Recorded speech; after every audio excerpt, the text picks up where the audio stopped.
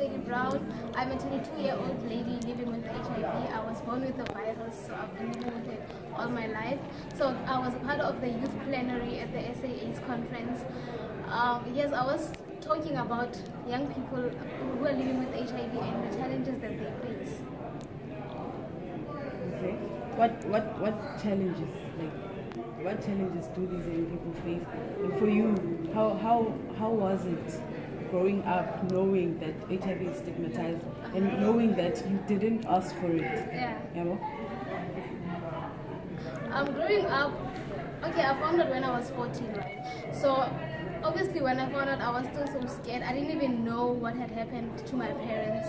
I just know that they had passed on, so I didn't really know that they had died because of AIDS-related illnesses. So the first thing that I thought of when I was told that I was HIV positive was, but how? Because I was only 14 at the time. I was still a kid. I was like, but how? I was even scared to go back home and tell my aunt because I found out at a school trip. I was 14 at the time. It was a youth day event, and then my school was invited, and then I was one of the learners who were chosen to go represent the school at the trip. So at that event, there were people who were doing VCT, voluntary counseling and testing, and they told us who they were, what they were doing, and they were like, okay, cool, if you'd like to have an HIV test, you can come through. I just innocently went there because, I'm 14, I'm still a kid. I'm like, okay, let me just go have an HIV test. And then only to find out that I'm actually HIV positive.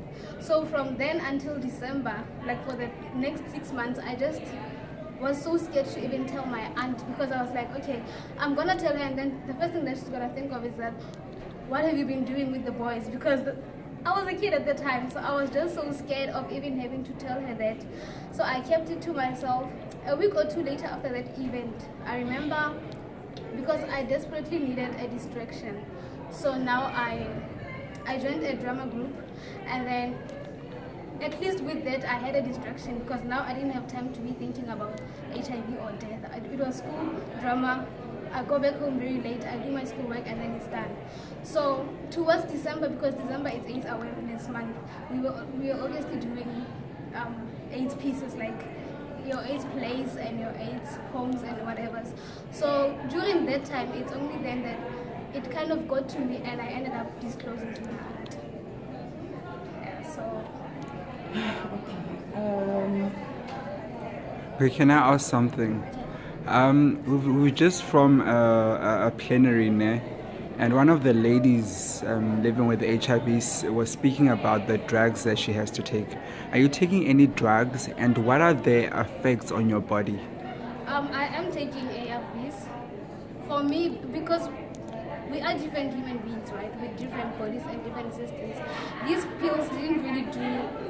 I had no harsh side effects. I remember I only experienced drowsiness, right? But there are people who are experiencing much harsher side effects.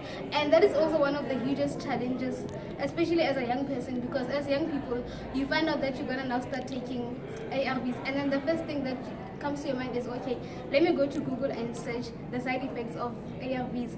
And you know, with Google, they will tell you that you're gonna lose your head, you're gonna lose your teeth, you're gonna lose your mind.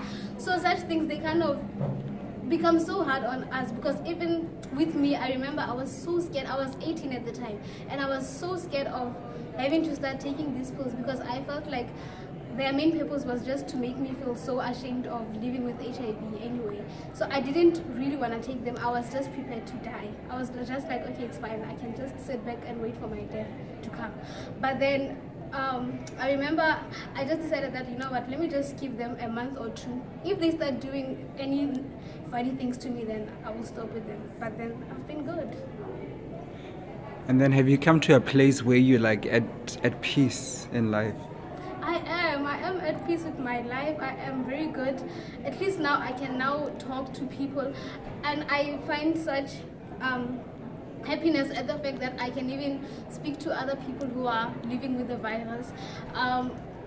Since from 18, I have started writing a lot of pieces, and I would post them on Facebook and on Twitter as well. So I've obviously gotten a lot of attention on social media, especially from young people who are living with HIV. So I have a lot of them who come on to me and they tell me their stories, and I love that. I just appreciate the fact that at least although I'm not really doing enough, but at least I am doing something, because sometimes you'll have someone who'll be like, okay, I just recently found out about my status and I'm just so scared of having to take these pills, and I will try to talk them through it, and after a month or two they're like, I started with them and I'm good, and it just gives me such huge happiness. Okay.